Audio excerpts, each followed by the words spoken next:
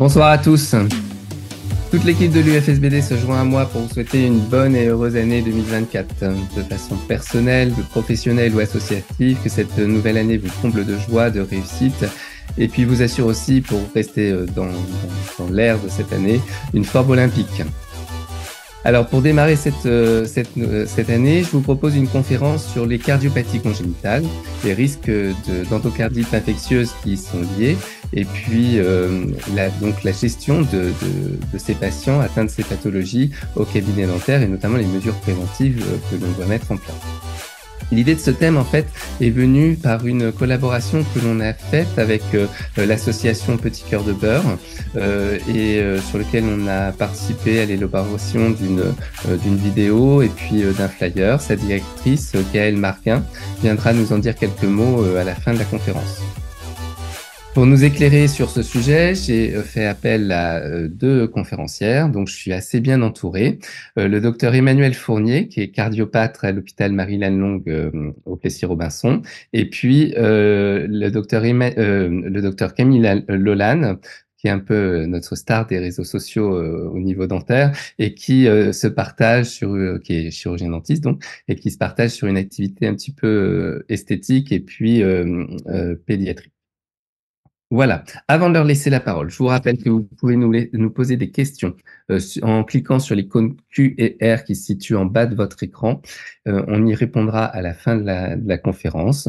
Voilà. Je vous rappelle aussi que l'ensemble de nos vidéos sont disponibles en replay, que ce soit au niveau de notre site UFSBD et sur notre chaîne YouTube. N'hésitez pas aussi à vous abonner à la chaîne YouTube pour avoir donc d'être prévenu lorsqu'il y a des nouveaux ajouts. Voilà, je vous laisse la parole, mesdames. Merci. Bonjour à tous. Donc moi, je suis Emmanuelle Fournier, je suis cardiopédiatre à l'hôpital Marie-Lannelongue, donc un hôpital de chirurgie cardiaque pédiatrique en banlieue parisienne. Et j'ai eu l'occasion de rencontrer Camille Lolan grâce à Gaëlle, qui est là aussi autour de cette thématique de la prévention de l'endocardite infectieuse. Donc je vais vous faire un bref rappel de quelques cardiopathies simples et sur les messages que nous on délivre côté cardio. Donc, pour rappel, les cardiopathies congénitales, un enfant sur 100 naît avec une cardiopathie actuellement en France. Camille, je te laisse dérouler peut-être. Merci. Donc, dans les principales cardiopathies, la première, une des plus fréquentes, c'est la communication interauriculaire ou CIA. Le principe, c'est qu'on a un trou entre les deux oreillettes avec le sang qui va aller de l'oreillette gauche, donc côté sang oxygéné rouge, qui envoie du sang du côté de l'oreillette droite. Ensuite, on a la communication interventriculaire. C'est également un trou, mais qui lui va être positionné entre les deux ventricules. Et on va également avoir du sang oxygéné qui va partir du ventricule gauche à travers la communication interventriculaire et qui va aller directement au niveau des poumons. La différence entre les deux, c'est que la CIA passera plus souvent inaperçue. Ça se diagnostique chez les enfants un peu plus grands ou chez les adultes, et des fois de manière fortuite, alors que les CIV, c'est des communications qui souvent soufflent, donc on entend assez tôt dans la vie chez les enfants. Ensuite, on a également une cardiopathie qui s'appelle la persistance du canal artériel. Le canal artériel, c'est ce vaisseau qui existe pendant la vie fœtale qui fait communiquer l'aorte et l'artère pulmonaire. Pendant la vie fœtale, les poumons sont fermés et donc le canal artériel, c'est la voie de sortie du ventricule droit. Et il arrive, normalement, il se ferme les premiers jours après la naissance. Suite à la naissance, l'oxygénation, c'est des fibres contractiles qui se referment, mais il arrive que ce canal puisse rester ouvert et en général, ça s'entend aussi à l'auscultation. Ensuite, on rentre dans le champ des cardiopathies un peu plus complexes, notamment le canal atrioventriculaire ou CAV. C'est une anomalie de formation de ce qu'on appelle la croix du cœur, c'est-à-dire la zone des valves mitrales et tricuspides, donc entre l'oreillette gauche, le ventricule gauche pour la valve mitrale, et entre l'oreillette droite et le ventricule droit pour la valve tricuspide, ainsi qu'une anomalie au niveau des septums, c'est-à-dire le cloisonnement entre les oreillettes et les ventricules. Et donc, dans cette pathologie, on va avoir un mélange de sang parce que les valves sont anormales et on a une CIA associée à une CIV dans la forme complète ou une CIA ou une CIV toute seule dans la forme partielle. c'est généralement une cardiopathie qui est très fortement associée à la trisomie 21. Ensuite, on a une cardiopathie qui s'appelle la coartation de l'aorte. Donc ça, c'est un rétrécissement au niveau de l'endroit qu'on appelle l'isthme aortique. Je pense que vous voyez sur le schéma, la petite zone rétrécie, c'est une zone de l'aorte qui est de base un petit peu plus étroite et sur lequel s'abouche le canal artériel. Et quand ce canal artériel va se fermer, il peut entraîner dans sa fermeture une fermeture de l'aorte. Et donc, on a à ce moment-là des enfants qui vont très mal parce qu'ils perfusent le haut de leur corps via les troncs supraortiques, la tête et les bras, mais par contre, ils n'apportent pas de sang au niveau du ventre et des jambes, donc ils sont en choc cardiogénique en général.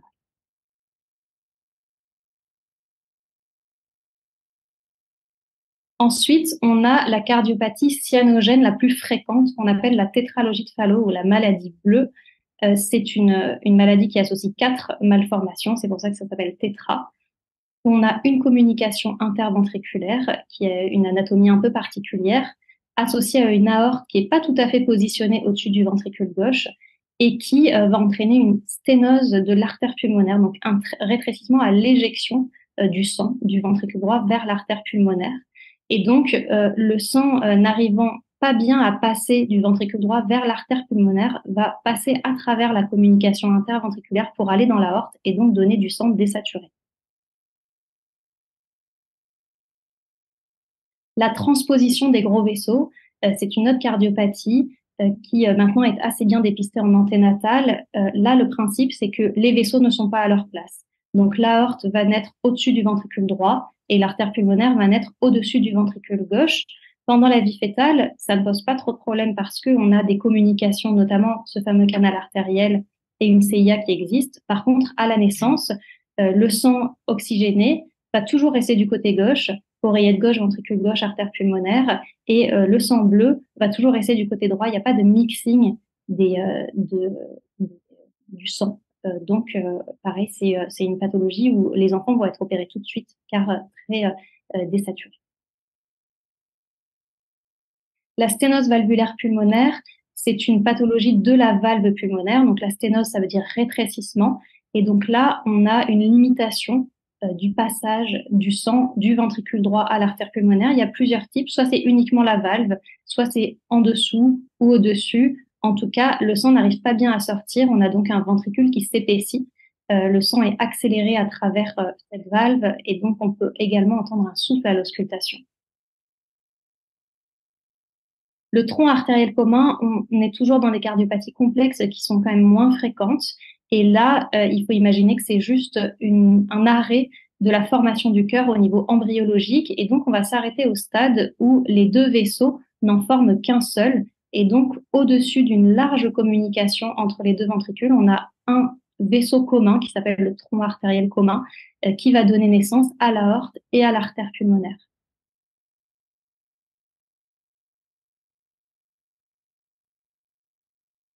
Ensuite, donc, toutes ces cardiopathies, on n'a pas tout détaillé, mais ce sont différentes pathologies dont certaines vont être opérées, vont bénéficier de une ou plusieurs chirurgies, d'autres vont nécessiter des cathétérismes interventionnels avec mise en place des fois de matériel, de stents ou de valves qui sont mises par voie percutanée. Et donc, on sait qu'on a, nous, de plus en plus dans les services, des patients qui reviennent avec des infections de valves, des endocardites.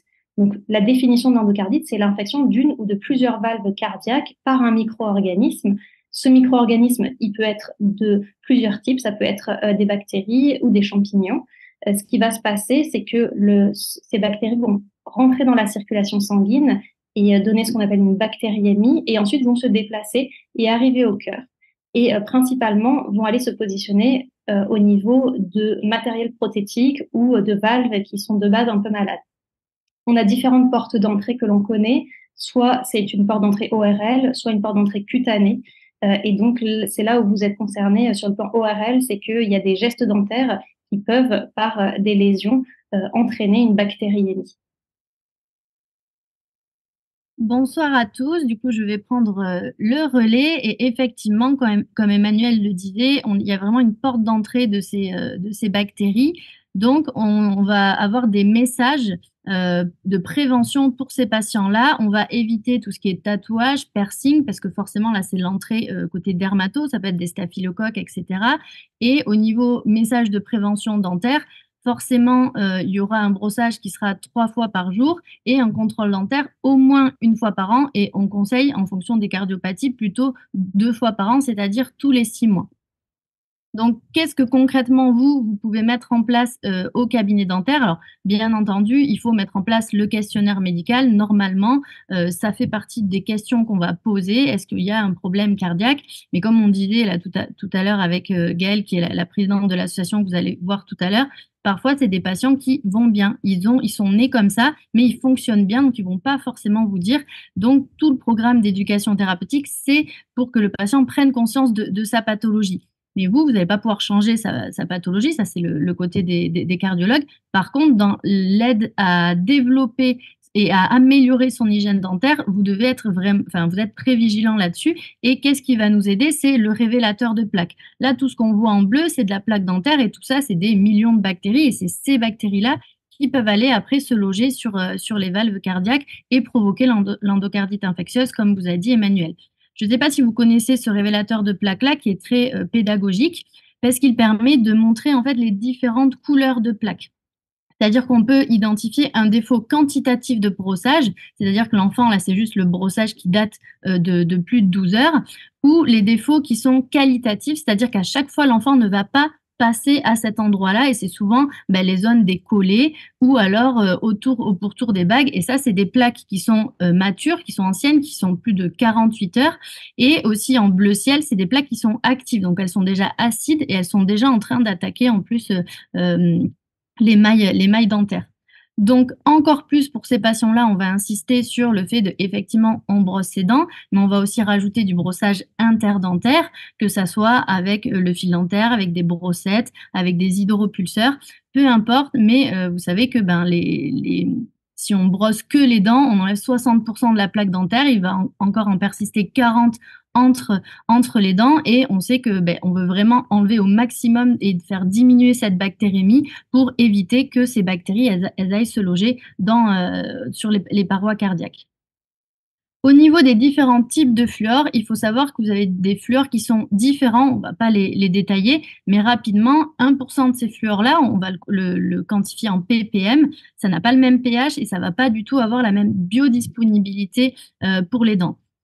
Le fluor, c'est vraiment quelque chose qui est indispensable dans la prévention de la maladie carieuse. Non seulement ça va, donc c'est cariostatique, c'est antiseptique, ça va renforcer la dent, ça va éviter que ça se déminéralise, mais en plus, une fois qu'on a du fluor, quand la dent va se reminéraliser, ça va devenir de la fluorohydroxyapatite et donc la dent va être plus résistante aux attaques carieuses.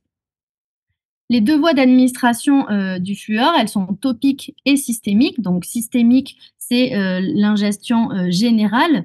Il faut savoir que maintenant, c'est plus dans les recommandations de donner les petits comprimés ou alors les gouttes de fluor, hein. Et ça, il y a encore malheureusement des pédiatres qui les donnent, mais c'est vraiment réservé à des catégories de patients particuliers, situations de handicap ou voilà, les patients un peu défavorisés. Et c'est après un bilan fluoré. Donc normalement, il n'y a plus de prévention, pas de supplémentation en fluor par voie systémique. Et par contre, on a rajouté et augmenté la supplémentation par voie topique, donc par voie locale, par qu'il y a dans les dentifrices et dans les vernis fluorés. Parce que ce qui est important, c'est de reminéraliser justement les dents qui sont déjà en bouche et qui sont déminéralisées par cette plaque dentaire. Au cabinet, on ne va pas les détailler, mais vous avez plein de fluors différents. Là encore, il y a des ppm différents, vous avez des types de fluors différents, du fluorure de sodium, du fluorure d'amine, mais il faut que vous ayez au moins un type de fluor topique à proposer à vos patients pour reminéraliser.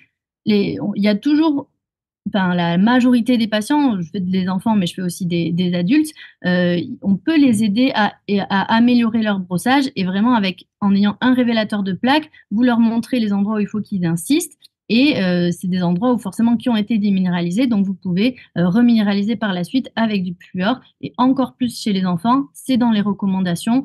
tous les ans, même en cas de risque carieux individuel faible. Sur la voie topique, au niveau du dentifrice, quelle quantité de dentifrice on va pouvoir mettre sur la brosse à dents? Alors, la banane de dentifrice, hein, c'est jamais, c'est bien trop, mais on va adapter justement la quantité de dentifrice qu'on va mettre sur la brosse à dents par rapport à la quantité aussi de fluor et par rapport au fait que les enfants, à partir de 6 ans, normalement, on sait qu'ils savent recracher, donc on peut augmenter un petit peu la quantité de dentifrice qui est sur la brosse à dents. Et là, l'UFSBD avait fait un très bon tableau récapitulatif. Donc, vous voyez, en fonction de l'âge, on va d'une trace de dentifrice à un petit poids et après un poids un petit peu plus gros, mais on différencie aussi en fonction du risque carieux. Parce qu'un enfant qui a un risque carieux plus élevé, eh ben, on va mettre plus de quantité de dentifrice et on va changer, c'est-à-dire entre 3 et 6 ans, on sera déjà à 1450 ppm de fluor s'il y a un risque carieux élevé. Et vous avez même des dentifrices au-delà pour les adultes qui peuvent aller jusqu'à 5000 ppm. Pourquoi c'est important de connaître le risque carieux individuel de votre patient? Parce que vous allez pouvoir mieux le prendre en charge et surtout le guider vers des comportements qui sont indispensables. Ce qu'il faut savoir, c'est que les patients à risque carieux individuel faible, ils utilisent un dentifrice fluoré, ils ont des soins dentaires cariopréventifs réguliers, c'est-à-dire qu'ils viennent régulièrement chez le dentiste avec des applications de fluor, et ils ont plus ou moins des fluors systémiques dans l'eau. Donc, ils ont tous les facteurs protecteurs qui sont présents, donc c'est-à-dire et dentifrice, et soins dentaires, etc., et pas de facteurs de risque. Et quand on regarde les facteurs de risque de la carie dentaire, on a donc les facteurs médicaux. Donc aujourd'hui, la cardiopathie congénitale, c'est forcément des patients qui sont en risque carieux individuel élevé parce qu'ils ont ces pathologies de cardiopathie congénitale. On a aussi le côté social, le côté comportemental, une alimentation sucrée, un faible niveau socio-économique, une motivation, les patients qui vont venir qu'au rendez-vous d'urgence, des besoins de santé spécifiques, donc justement la maladie, un handicap, des troubles alimentaires. Après, on a tout ce qui est les facteurs de risque cliniques, que ce soit des caries récentes, actives, aussi de la plaque dentaire, une mauvaise hygiène, des salives qui vont être plus acides ou des morphologies dentaires atypiques, la qualité dentaire aussi, des hypominéralisations, la MIH, la qualité des restaurations en bouche. Et les facteurs individuels, donc ça, c'est les habitudes, c'est justement l'absence d'un dentifrice fluoré, des lésions carieuses qui vont être actives et aussi la transmission en fonction de la fratrie et des personnes qui en ont la garde. Et un patient à risque carieux élevé, il a soit un facteur principal, donc c'est-à-dire alimentation sucrée, carie récente ou active ou pas de dentifrice fluoré qui sont présents, ou alors plusieurs facteurs de risque qui ne sont pas soulignés, mais surtout les facteurs protecteurs qui sont absents. Donc finalement, dans le pool de patients qu'on a, on a quand même peu de patients qui sont à risque carieux faible.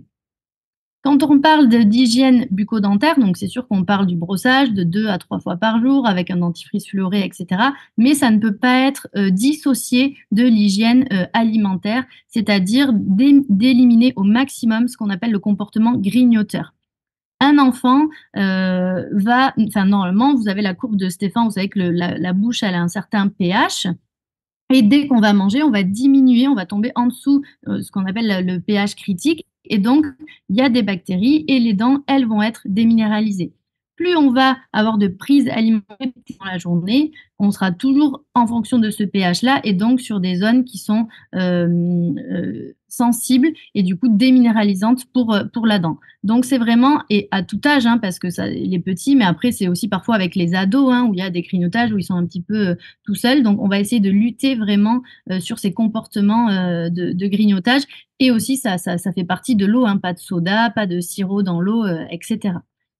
Donc, si on s'attarde maintenant aux actes dentaires à proprement parler, quels sont les actes? Quand Emmanuel vous disait, il y a des actes qui peuvent être en cause parce qu'on va en fait aller bouger un petit peu ces bactéries et ces bactéries elles vont rentrer dans la circulation générale et elles peuvent aller se loger sur les parois cardiaques.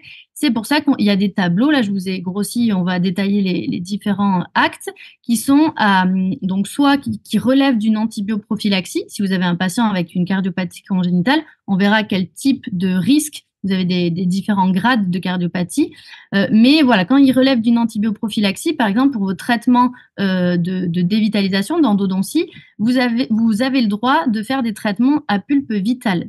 C'est-à-dire que, par contre, les actes contre-indiqués, tout ce qui est retraitement ou alors des pulpes nécrosées, reprise de traitement, ça va être des actes contre-indiqués pour ces types de patients-là. Effectivement, on est sur des types de patients où on est beaucoup moins conservateur parce que là encore, c'est le rapport bénéfice-risque. Et oui, certes, on est moins conservateur pour la dent, mais le plus important, c'est de conserver son cœur et ou le matériel qui a été implanté en bonne santé.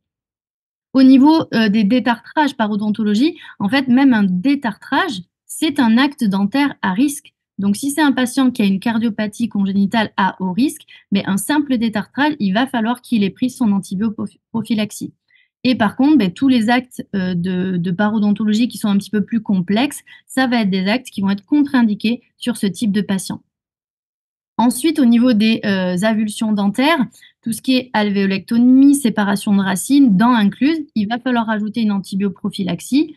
Par contre, si on parle d'amputation radiculaire, des chirurgies orthognatiques avant l'orthodontie, etc., tout ce qui est un petit peu plus complexe, là c'est pareil, ça va être des actes qui vont être contre-indiqués. Au niveau de la chirurgie des tissus durs ou mous, là, il n'y a pas de contre-indication, mais il y a des indications d'antibioprophylaxie dès qu'on va toucher justement à ces chirurgies des tissus durs ou des tissus mous. Ensuite, au niveau des actes chirurgicaux au niveau implantaire, donc là, c'est pareil, il y a souvent de l'antibioprophylaxie et par contre, on va contre-indiquer les chirurgies préimplantaires, implantaires et des périimplantites. Donc, vous pouvez faire des petites chirurgies osseuses, des frénectomies, des biopsies, etc. Mais on va contre-indiquer en fait tout ce qui est chirurgie implantaire. Et les derniers actes invasifs qu'on peut être amené à faire chez ces patients, c'est les soins prothétiques, des soins d'orthodontie, où il y a un risque de saignement. Donc là encore, c'est comme le détartrage, on va aller bouger un petit peu ces bactéries-là. Donc là, on va être sur de l'antibioprophylaxie et en fait, on va contre-indiquer les anesthésies locales intraligamentaires parce que ce sont des anesthésies où vous allez pouvoir aller léser le germe, enfin le ligament alvéolo-dentaire. Et ceux qui sont non recommandés, c'est les anesthésies locales ou loco-régionales dans un tissu non infecté. Et pour finir, donc, les cas particuliers, c'est les traumatismes. Voilà, sur tout risque de traumatisme, dès que c'est des traumatismes qui sont assez importants, on va rajouter une antibioprophylaxie et par contre, on va éviter la réimplantation même d'une dent définitive, surtout si elle est dans un contexte un peu un milieu qui est souillé, on ne va pas réimplanter même une dent définitive chez ces types de patients-là. Donc là encore, c'est une perte de chance, mais c'est pas grave parce que c'est surtout le cœur qui est important. Et donc là, je vais repasser la main à Emmanuel. Comme je vous disais, il y a différents types de cardiopathie congénitale. Et comme nous, on a notre gradient thérapeutique en dentaire, il y a un gradient de cardiopathie et toutes ne vont pas relever de l'antibioprophylaxie. Oui, exactement. En effet, la plus grande difficulté pour vous au niveau dentaire, ce sera de savoir quel est le problème cardiaque des patients. Parce que même nous qui les suivons au long cours, on a énormément de patients. Donc, dans nos patientèles, on va avoir des enfants, des ados, mais aussi des adultes qui ont vieilli, qui ont une cardiopathie depuis la naissance, qui ont été opérés et qu'on suit à l'âge adulte. Il y en a une grande partie, et c'est aussi tout l'enjeu des transitions ado-adultes, de les responsabiliser et de les autonomiser sur leur cardiopathie, parce qu'une grande majorité ne connaît même pas leur réparation, ce qu'ils ont à l'intérieur du cœur. Et donc ça, c'est une difficulté, effectivement, quand ils se présentent, à part de dire j'ai été opéré du cœur, de savoir quelles sont les cardiopathies qui vont être à haut risque d'endocardite. Maintenant, ça a été classé assez récemment parce que les sociétés savantes de cardio, la Société européenne de cardio a établi des nouvelles recommandations là en 2023 pour justement un peu plus classifier les patients qui étaient à haut risque, dont ceux qui relèvent d'une antibioprophylaxie et les autres risques intermédiaires ou faibles. Pour que ce soit simple, les cardiopathies à haut risque, c'est tous les patients qui ont du matériel intracardiaque, donc qui ont des valves mécaniques ou des valves biologiques, ce qu'on appelle les bioprothèses, qui ont eu des tubes implantés, que ce soit par voie chirurgicale ou par cathétérisme. Maintenant, on fait beaucoup de procédures chez les adultes qui sont par cathétérisme, notamment des remplacements valvulaires pulmonaires par cathétérisme, comme on fait chez les adultes pour les cardiopathies acquises, les TAVI. C'est un peu la même chose. On a aussi des patients qui vont avoir des problèmes de rythme et qui ont donc des dispositifs à type de pacemaker ou de défibrillateur. Il faut savoir que ceux qui sont à haut risque, c'est les pacemakers ou défibrillateurs endocavitaires, donc c'est-à-dire implantés à l'intérieur des vaisseaux et non pas épicardiques, c'est quand les sondes sont posées à l'extérieur du cœur. Donc endocavitaire, c'est à haut risque. Tout patient qui aura présenté un antécédent d'endocardite est à risque plus haut d'en refaire. Donc ça, c'est effectivement un petit antécédent à demander. Déjà une infection, vous êtes porteur d'une prothèse. Après, dans les chirurgies récentes, on sait que tout patient opéré dans les 6 premiers mois post-opératoires est à risque. En général, nous, on leur transmet le message, mais c'est à noter. Et puis, les cardiopathies cyanogènes, donc ces patients qui sont désaturés au long cours, il y en a quand même beaucoup moins. Soit c'est des patients qui sont entre deux chirurgies, donc on a un état intermédiaire où on tolère une désaturation, notamment les tétralogies de Fallot non opérées. Après, c'est des bébés, donc ils sont moins exposés à ça. Le Blaloc, c'est aussi un tube prothétique, mais qu'on met chez les bébés, donc je pense que vous en verrez moins. Par contre, les dérivations cavo-pulmonaires, totales ou partielles, c'est des tubes, c'est des patients qui peuvent être un peu plus désaturés. Mais encore une fois, c'est beaucoup moins fréquent. Et après, le dernier point, pardon, c'est effectivement s'ils ont été opérés mais qu'ils restent ce qu'on appelle des shunts, donc des passages résiduels, ils restent à haut risque à vie. Et après, les cardiopathies à risque intermédiaire, ça va être toutes les malformations de valves, notamment les bicuspidies aortiques, et les pathologies myocardiques, donc les cardiomyopathies hypertrophiques dilatées. Ça, c'est à risque intermédiaire, donc antibioprophylaxie non recommandée. La pathologie rhumatismale, on en voit moins. On en voit via souvent les patients qui viennent d'Afrique, du Moyen-Orient par les associations. Voilà, ça reprend un peu la même chose que tout à l'heure, c'est-à-dire les persistances de shunt, ça reste, c'est maintenant classifié dans les hauts risques. Et après, toutes les autres pathologies valvulaires, c'est un risque intermédiaire. Donc, du coup, chez ces patients-là, une fois qu'on sait si ils sont à haut risque ou à risque intermédiaire, il faut vraiment que vous vous rappeliez que seul le premier groupe relève de l'antibioprophylaxie, donc seuls les cardiopathies à haut risque. On va justement vérifier si c'est à haut risque ou à faible risque. Et dans ces cas-là, qu'est-ce qu'on va prescrire à notre patient? Donc, la molécule classique, c'est l'amoxicilline. Donc, on est sur 2 grammes chez l'adulte, 50 mg par kilogramme chez l'enfant. Et si on a une allergie, on passe à la clindamycine, 600 mg chez l'adulte et 20 mg par kilogramme chez l'enfant. Donc, en général, il y a des patients que s'ils sont à haut risque, ils ont des prescriptions déjà de leur cardiologue pour justement prendre ces antibioprophylaxies. Sinon, si c'est la première fois que vous voyez un patient, ça va être à vous de faire la prescription et de lui dire de prendre voilà, son antibiotique avant votre rendez-vous de détartrage, mais surtout ne pas faire pour ces patients-là de détartrage dans la séance. Donc, encore une fois, là, on voit l'importance du questionnaire médical. Et donc, tout ce constat est fait dans beaucoup d'hôpitaux en France sur le fait que effectivement les endocardites augmentent.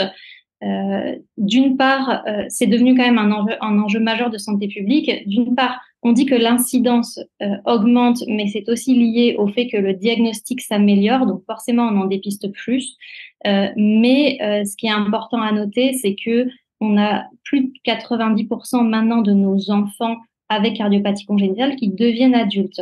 Ce n'était pas le cas avant, avec l'amélioration de la chirurgie, de toutes les procédures de cathétérisme. Maintenant, ils ont une survie qui est la même que la population générale, mais par contre, ils ont un risque effectivement d'endocardite qui est 30 fois supérieur à la population générale, avec derrière une morbimortalité qui est importante, parce qu'on n'en a pas parlé, mais une endocardite, ça veut dire au minimum 6 semaines d'antibiothérapie intraveineuse à l'hôpital, au mieux, et au pire, une réintervention chirurgicale ou plusieurs, une antibiothérapie intraveineuse au long cours derrière. C'est vraiment compliqué et des fois des décès et malheureusement, on en voit beaucoup. Là, je pense que tous les services de France sont remplis de patients avec des endocardites malheureusement.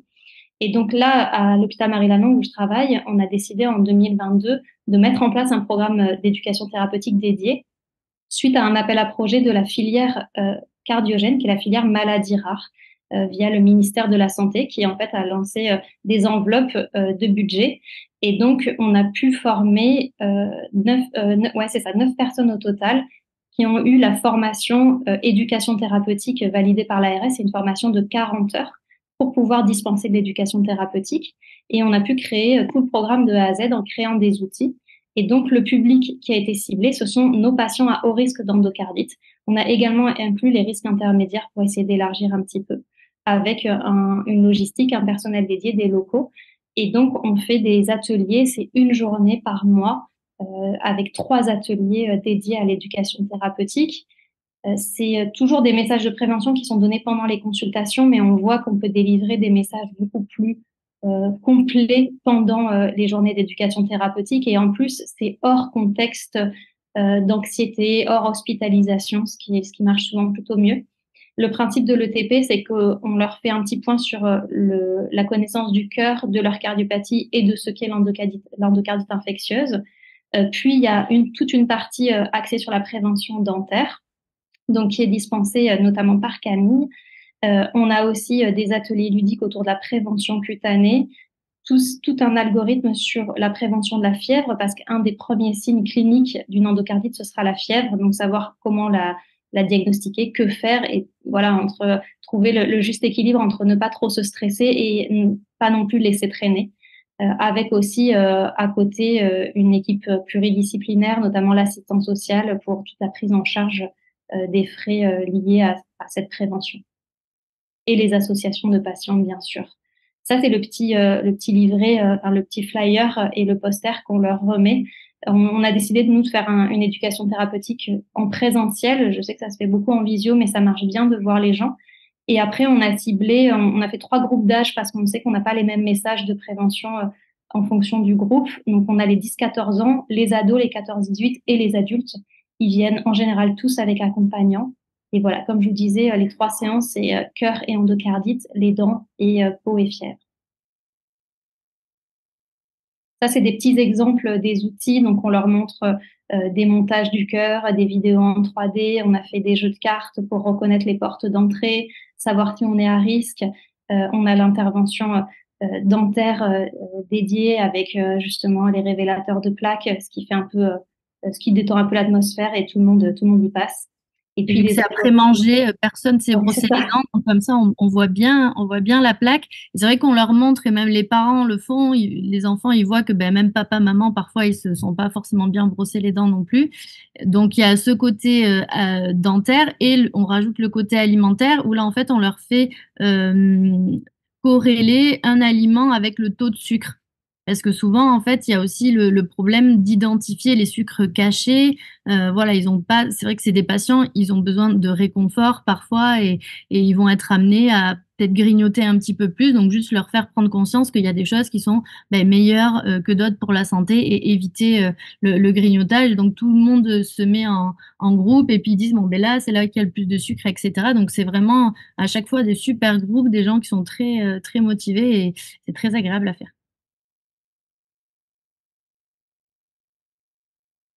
Ah oui, ça c'était la diapo qui commence maintenant à dater un petit peu, mais effectivement, en un peu moins d'1 an du début du programme, on avait fait 40 patients, beaucoup d'annulations, mais ça c'est le principe de la prévention, c'est toujours difficile de faire venir les gens quand c'est une période de leur vie où ils vont très bien, ils veulent plus revenir à l'hôpital, mais globalement quand ils viennent, ils sont contents. Et c'est vrai que les soignants ont beaucoup appris de ces ateliers. Et même nous, sur la prévention dentaire, ça permet aussi d'ajuster nos messages dans nos consultations. Ce qu'on leur dit, c'est qu'il faut vraiment que eux se rappellent s'ils sont à risque ou pas d'endocardite. Nous, on essaie de leur donner ce message-là. Maintenant, ils ont des petites cartes de porteurs. Donc déjà, quand ils sont un petit peu plus au point, ils sont capables, je pense, de dire assez facilement qu'ils sont à risque. On leur a dit de faire attention. Après, l'idée, c'est de pouvoir contacter très facilement les cardiologues ou les cardiopédiatres. Globalement, si vous avez un doute sur un patient, on est assez disponible pour dire si effectivement ça relève d'une antibioprophylaxie ou pas. Il faut vraiment jamais hésiter. Et ça, un petit mot, voilà, sur effectivement les difficultés qu'on a pu constater pour ce programme de prévention, c'est juste la venue des patients. Et puis après, le but, c'est d'essayer de diffuser au maximum pour que y ait le plus de patients qui viennent. Pour l'instant, ça reste uniquement du présentiel, mais il y a beaucoup de centres qui essaient de se regrouper pour faire des plateformes de IETP pour que les supports soient diffusés, pour qu'il y ait un maximum de personnes qui aient accès justement à ces outils. Et voilà. Et donc là, on va vous présenter, avant de vous présenter Gaëlle, l'association Petit Cœur de Beurre. Donc effectivement, Emmanuel l'a dit, c'est comme ça qu'on s'est rencontrés. Initialement, c'était même avec une société dentaire, la Dental Inc., où en fait, il y avait un des associés où sa fille était atteinte d'une cardiopathie congénitale, et l'association de Gaëlle et son mari les avait beaucoup aidés, et donc ils voulaient un peu renvoyer l'ascenseur en faisant connaître l'association. Et je connaissais Cyril depuis quelques temps, et vu qu'effectivement, j'étais un peu présente sur les réseaux sociaux, je faisais des formations, il m'a demandé si ça m'intéressait, voilà, de faire connaître un petit peu cette association. Et donc là, vous pouvez le voir, c'est le 14 février, c'est mieux que la Saint-Valentin, c'est le symbole un peu du problème au cœur, donc c'est le je t'aime.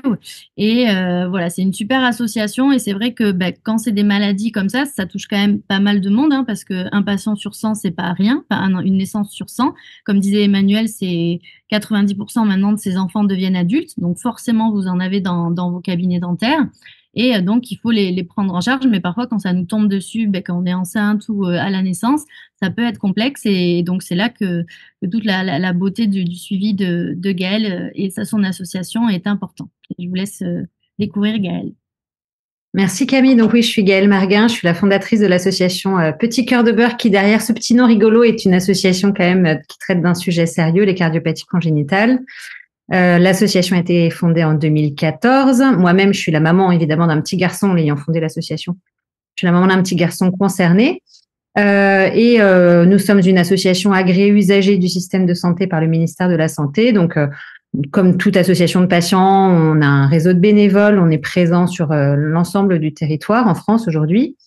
Et au-delà de la pérédance, de pouvoir s'entraider entre patients et familles de patients, nous avons à cœur de travailler avec les professionnels de santé. Et donc, on a découvert maintenant, il y a quelques années, ce sujet qui devient de plus en plus prégnant, hein, comme vous l'avez compris, de l'endocardite infectieuse. Donc, on est très heureux aujourd'hui que l'UFSBD puisse mettre ceci à l'ordre du jour. Moi, j'avais un message à vous faire passer auprès des professionnels. Ça a déjà été évoqué, mais les patients atteints de cardiopathie congénitale donc sont nés, c'est des malformations congénitales, donc sont nés avec. Et souvent, le message des cardiopédiatres, c'est de leur dire que sur beaucoup de cardiopathies congénitales, ils sont guéris. Et du coup, quand ils répondent à un questionnaire médical à la question « Avez-vous un problème cardiaque ?», ils vont pouvoir répondre non. Donc, ces programmes de prévention de l'endocardite ont pour vocation de rendre acteur le patient et que lui-même puisse vous dire lors de la première consultation, moi, j'ai été opéré du cœur et du coup, peut-être qu'effectivement, il a un dispositif médical implanté. Mais en tout cas, sachez que c'est pas forcément spontanément dit par les patients. Donc, une petite discussion autour de ça peut avoir du sens. Donc voilà, puis n'hésitez pas à nous recontacter si toutefois vous rencontrez et à renvoyer les patients éventuels que vous rencontrez concernés par les cardiopathies, vous pouvez les renvoyer vers nous. Et donc l'association fait pas mal de choses. Et là, je crois qu'il y a une petite, notamment l'association dans le cadre de ce programme de prévention de l'endocardite, a réalisé une petite vidéo. Et c'est juste pour vous montrer un petit peu ce qu'on peut présenter auprès des patients pour leur expliquer. On est dans l'air du temps et les papiers, c'est bien, mais ils aiment bien les vidéos. Donc, il y a un petit bout de vidéo aussi qui va vous être présenté de ce qu'on a fait pour les patients. Et là, je vous invite vraiment à aller sur le site internet de l'association Petit Cœur de Beurre. Il y a des fiches justement sur l'endocardite infectieuse, sur les différentes cardiopathies, les visuels, ça sort de ces fiches-là. Et il y en a une qui va sortir justement avec l'UFSBD un petit peu plus à direction des chirurgiens dentistes pour prévenir encore plus cette endocardite infectieuse. Et donc là, on vous montre juste un petit extrait d'une vidéo que vous pourrez retrouver sur le site de l'endocardite infectieuse qui est à destination des patients. Dans le sang et venir ainsi endommager le cœur, surtout si le cœur a été réparé avec du matériel artificiel comme une valve cardiaque, un tube avec valve ou des sondes de pacemaker. Cette infection s'appelle l'endocardite. Les amas de bactéries s'agglutinent sur les valves et forment des végétations qui signent l'infection.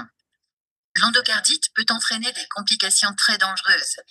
La valve peut ne plus fonctionner et laisser refluer le sang dans le mauvais sens. Les végétations peuvent venir boucher un tube artificiel valvé et empêcher le passage du sang. Elles peuvent aussi emboliser, c'est-à-dire migrer dans les poumons, le cerveau et le reste du corps, et créer des complications à distance. L'endocardite doit donc être traitée de toute urgence. Le type de bactérie est déterminé par une hémoculture grâce à une prise de sang.